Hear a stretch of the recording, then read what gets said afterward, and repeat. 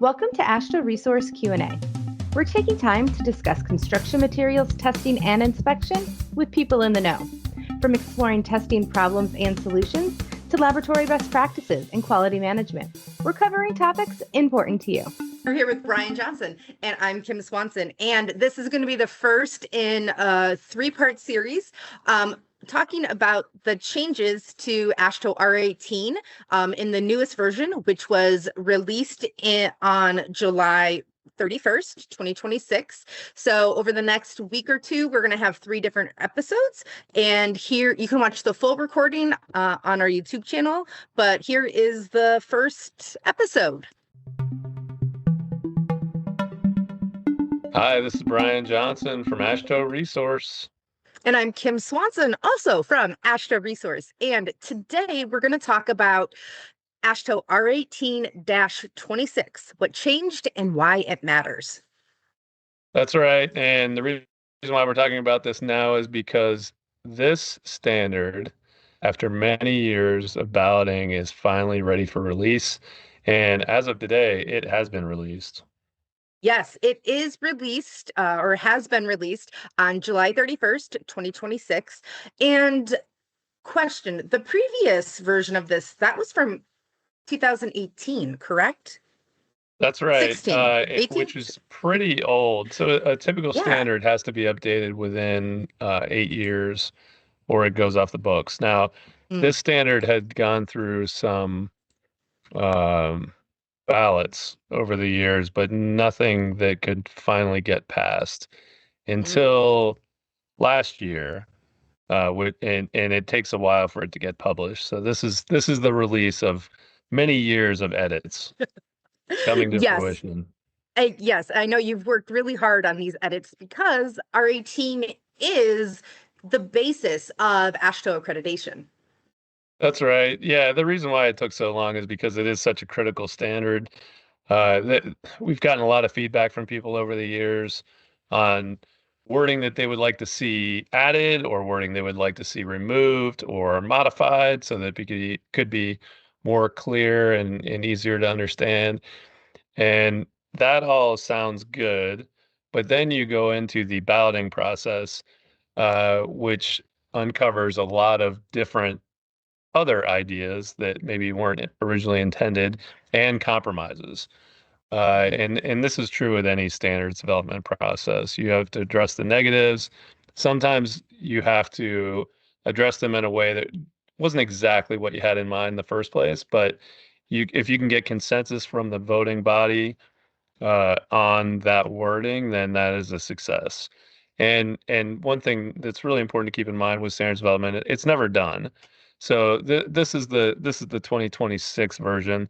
There will be another version in the future and another version after that. I mean, it just keeps going as long as it's being used.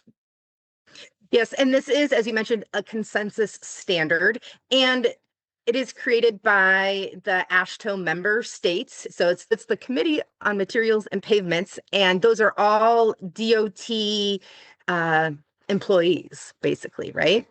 Right. Yeah, it's typically the state materials engineers for the DOTs or the voting members in that group, and they rely upon the experience of their staff to get input when they're voting on these things. So if there's an area that they don't really understand or don't have direct experience with, they can get feedback from their staff and bring that to the table. Awesome. So I've said the new standards have been released as of the recording of this video, but what other important dates are important to know for people who use AASHTO R18? Yeah, listen up, everybody. This is very important. The standard is out now. You have until January 1st to implement these changes as it pertains to being assessed for conformance to the requirements. So it's understood that it's going to take a while for people to adopt some of these changes. Most of them are going to be pretty easy. Like there's nothing completely earth-shattering in here, but there are some new things that will have to be added to people's strategies, their quality management systems. that they're going to want to update. So a lot of people go through iterations of making updates in different times of the year. Hopefully towards the end of the year, people can work on that this year so that starting next year, they'll be able to be in conformance. As far as AASHTO resource assessments and CCRL assessments, and that it's not really taking effect until the beginning of 2027, right? That's Just want to right. recap that. Okay, Yep. Yeah, we'll start great. assessing in January 1st, 2027 for these changes. Uh, Now it's understood that people are going to be making updates between now and then.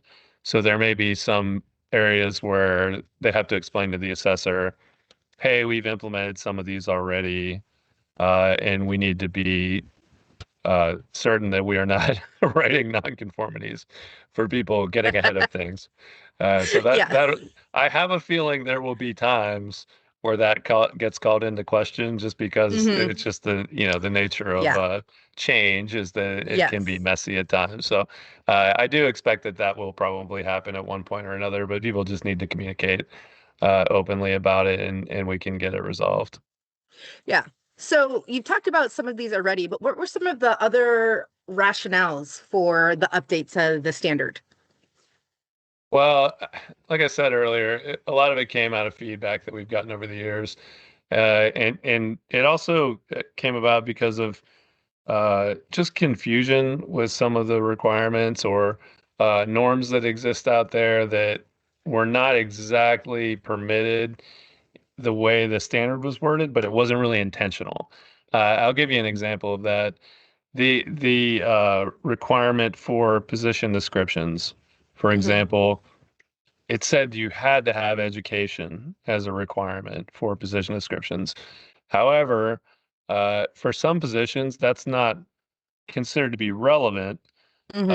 it's not a limiting factor when they're hiring for Hmm. certain positions. So for them to list it just to meet a requirement is not really what anybody wants. Hmm. So now there's a just a little phrase that says we're relevant, Yep. and that allows them to shape their position descriptions based on what their needs are rather than some arbitrary requirement in a Hmm. standard. Yeah. So it's trying to remove some of the arbitrary hoops to jump through just for the sake of jumping through them. Right. Yeah. The goal is it's always continual improvement, right? With quality. And we we are trying to continually improve. The standards need to continually improve and that should lead to hopefully the laboratories adopting some of these changes that will lead to additional continual improvement at their facilities. Some people might say, well, you keep talking a lot about accreditation requirements. Why are you writing this around accreditation requirements? I'm just speaking about accreditation requirements because I work for an accrediting body and we see Hmm. a lot of these things. So I'm talking about this a lot through the lens of the accrediting body, even though this really is for the laboratories for consistency and quality improvement. It also does largely help the industry if everybody can be on the same page. And why, somebody might say, why is this stuff not just in your procedures manual Yeah. and not in Yeah. R18?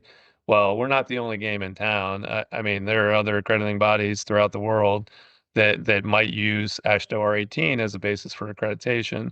And this will ensure conformance uh, among the accrediting bodies that are accrediting to R18 rather than just, oh, well, if I go through AASHTO, they're going to look at this, but if I go through this other organization, they're not going to look at this because it's only in their procedures manual, not in the Hmm. standard. So you really want to get anything important in the standard where you can. Yeah. So these changes and these types of changes, everyone sees a benefit outside of just AASHTO, right? So it's a Right. benefit to the whole industry as a whole to have clarity and transparency That's right. around these things. Great point. Thank you for clarifying that. Well, and I noticed in the new standard, section 3 terminology has some improvements, so to speak. Yeah, there are some changes, and the reason for that is just because we want to make sure that everybody is speaking the same language. We're Hmm. all understanding when it says this is what it means. We don't want to. One thing that's tricky about terminology and standards is you're really not supposed to define dictionary definition terms. However, we did ballot those over the years because there was confusion about what those dictionary definition terms meant. Yeah. For example, in the past, we put date. We defined date as month, day, and year. Because we had people arguing with us that no, year is good enough. It's like, well, that's not really a date. Yeah. But it's part of a date. Yeah. So you get partial credit. But this time we defined some things like customer complaint. Some people will say the reason why we're defining that is because some people will say, well, we don't have a customer. And it's like, you have a customer. You might not, it might not be a paying customer, but you have a customer. Like what you're doing is for somebody, right? Yeah, you're not doing this just for fun. Yeah. So we tried to define that. We didn't.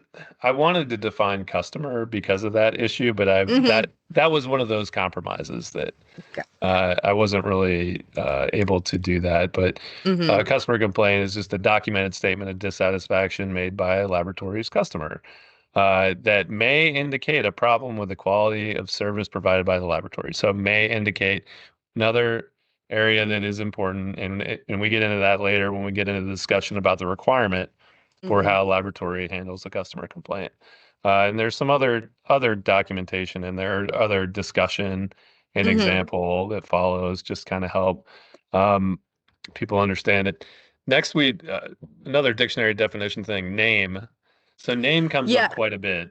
That's what when I was first looking, I was like, oh, okay, I need more details on why this was added and all of that, because I don't know the background. So yeah. There's a backstory. I'm sure there is. So for years, we had been seeing findings in some reports that indicated that the full name of a technician was not indicated. And when we would get those, we would say, okay, well, what's the problem here? Let's look at it. And sometimes there really wouldn't be a problem. It would be very clear who that person is in the org chart, and there wasn't really confusion about it, but it wasn't the person's first and last name. But that is not really critical. So we define name as just the identification of a person, document, piece of equipment, or other entity. So it's a broad definition on purpose so that someone does not take the word name and say, well, this is a specific thing that I think it is. So the idea is it just gets everybody on the same page. Yeah. So that there's not confusion. So it's a unique identifier is what I'm hearing. So that it's typically unique. Yeah. So for like a name of a person, it needs to be unique. But there are times where it's like, the name of the equipment, well, it's a shaker. Okay. Or so there are times where name is used. So I originally did ballot unique identifier, but then I was presented with several examples where the word name is used, where it's not unique. So we're like, okay, well, we're just going to make it broad. But that broadness in itself, even though it doesn't sound like it's clarifying because it's so general, but it does clarify that it's not going to be that specific sometimes, and that's okay. Okay.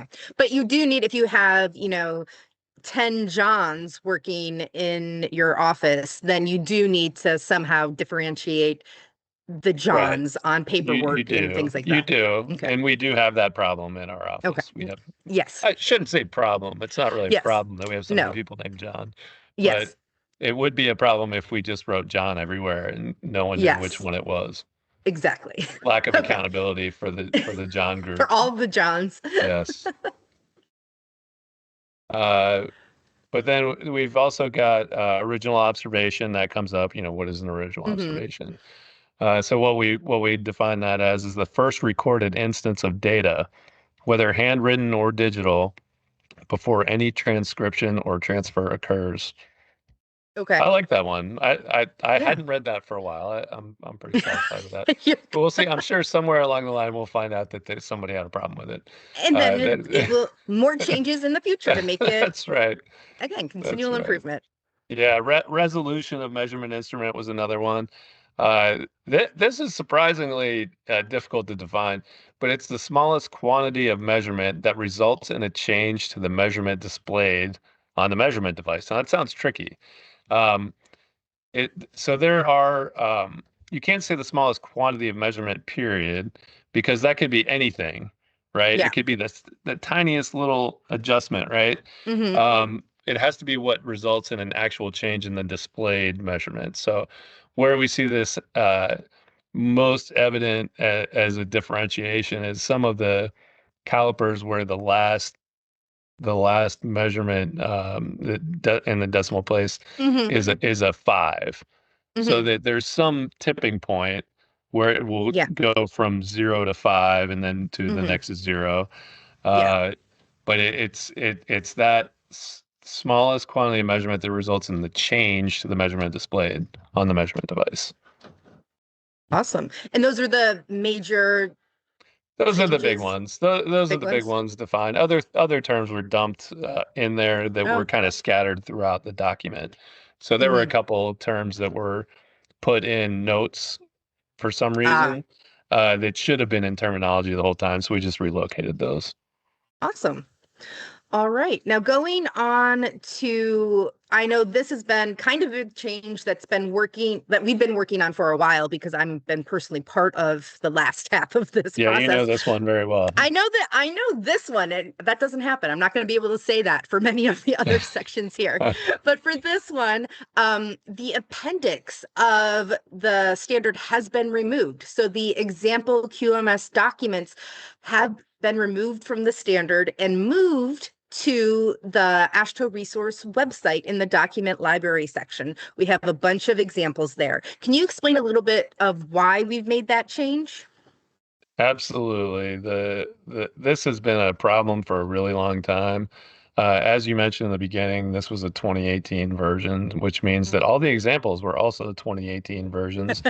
And even though we have found much better ways to create examples, and we've seen much better examples of different documents and forms out there, we have not been able to easily present updated ones to people to help clarify things. So um, the best solution was really just get rid of this appendix completely.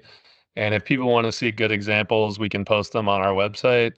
That one, I wasn't really sure if we would get agreement on from the subcommittee, but they did like that and agreed with it. And it allows us to do some really great things with our examples. So they're not going to be just a flat PDF document.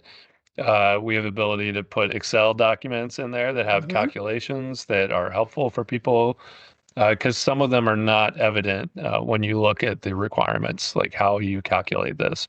Hmm. Um, so we were trying to be strategic about the way we create and display these examples and which ones we have and which ones we don't. The idea is not to give everybody a fill in the blank quality management system. But we did want to have a few examples so that people could get off uh, on the right foot when they're Hmm. creating, if they're a new lab, when they're creating their quality management system, they'll know exactly what kind of information they need to provide and what it should generally look like. And Hmm. then we also tried to add ones where we know that people are confused or Hmm. we regularly see problematic records, then we can say, no, Hmm. this is really how you do it.